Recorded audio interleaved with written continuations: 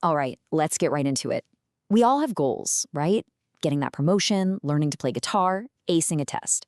But what if I told you that how you chase those goals is maybe even more important than what the goals are? Today, we're going to unpack a really powerful framework that shows you the hidden forces behind your own drive to succeed. You know, for a long, long time, psychologists thought about motivation in a pretty simple way. They basically saw one main dividing line that separated how people go after what they want, and it all really boils down to just one key question. So, think about it.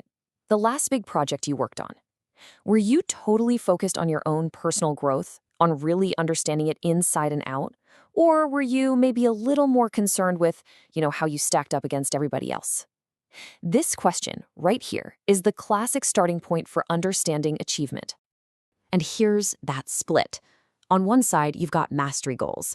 This is like the artist who's just obsessed with perfecting their craft, whether anyone is watching or not. On the other side, you have performance goals. This is the athlete who lives for that gold medal, for being number one. For decades, this was pretty much the whole map. But it turns out it was missing a massive piece of the puzzle. Okay, so this is where our understanding took this huge leap forward. Researchers started to realize that just looking at mastery versus performance, well, it wasn't enough. There was this whole other dimension, an equally important one that they'd been completely overlooking. So, what was it? I mean, what could possibly be as fundamental as the difference between learning for yourself and competing against others? It's a twist that completely changes how we look at what gets us out of bed in the morning. And here it is. The missing piece is something called valence. And all that means is, what's the direction of your motivation? Are you running towards a prize, or are you running away from a punishment? This distinction, approaching success versus avoiding failure, is the key that unlocks a much richer and frankly more accurate map of what really drives us. So when you put these two big ideas together, the what of your goal and the how you pursue it, we don't just get a simple line anymore. We get our new map of motivation, the 2x2 goal framework. Now, this is the core idea right from the original research paper. And I know it looks a little academic, but trust me, it boils down to two simple axes. On one axis, you've got how you define competence. Is it about mastery or is it about performance? And on the other axis, you have how you pursue it. Are you approaching success or are you trying to avoid failure? And where these two things intersect, that's where we find four very, very different types of motivation. So let's do it. Let's take a quick tour of these four quadrants, and as we go through them, try to think about which one sounds most like you in different areas of your life. Maybe at work, or with a hobby, or back when you were in school. First up, top left corner, mastery approach.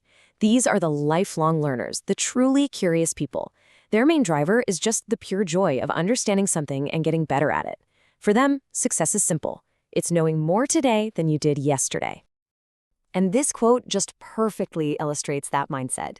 This is a direct quote from the questionnaire they used in the original study. See, it's not about the grade, it's not about the other students, it's just pure, unadulterated curiosity and that deep down drive to be competent.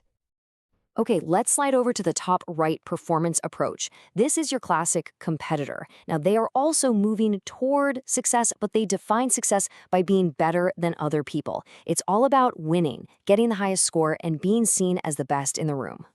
I mean, you can't get much clearer than that, can you? The focus here is completely external. Your benchmark for success isn't your own personal progress, it's the performance of the person sitting right next to you. Now we're moving down into the avoidance quadrants, and this is where things get a little more complicated. In the bottom left, we have mastery avoidance. The motivation here isn't to master the skill, but to avoid not mastering it. It's driven by a fear of being incompetent according to your own really high standards.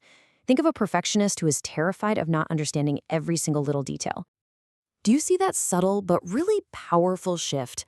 The joy of learning gets replaced by a fear of misunderstanding.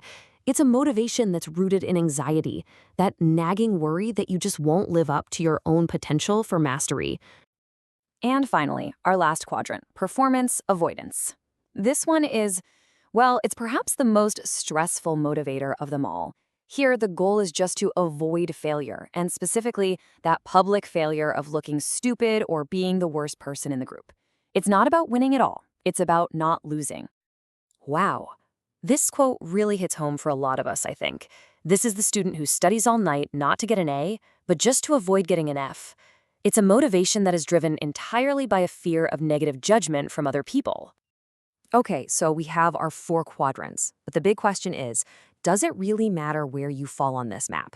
And the answer is absolutely. The research is crystal clear that these 4 different goal types lead to very different behaviors and very different outcomes. And this table just breaks it down beautifully. The mastery approach, that's linked to the best learning habits, like really deep processing and genuine intrinsic motivation. Performance approach can actually be effective, believe it or not. It can lead to better scores on things like multiple choice exams. But look at the bottom half. Both of the avoidance goals are tied to negative outcomes, disorganization, worry, anxiety, and, in the end, actually poorer performance. This is why it's so critical to understand this stuff. The bottom line is that being driven by fear, it just isn't a sustainable or effective strategy. Okay, so what can we do with all this information? How can we actually apply this map to our own lives? Well, it all starts with just a little bit of awareness and the understanding that your motivation is not set in stone.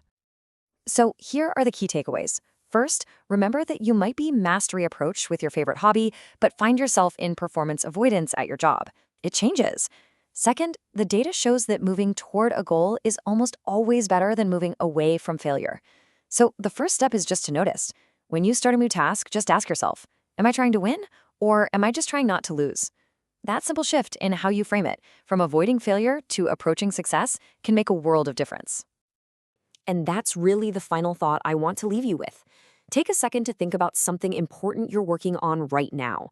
Are you driven by a deep love of the craft, the thrill of competition, the fear that you don't know enough, or maybe the fear of what other people might think? Understanding your own map? Well, that's the first step to charting a much better course.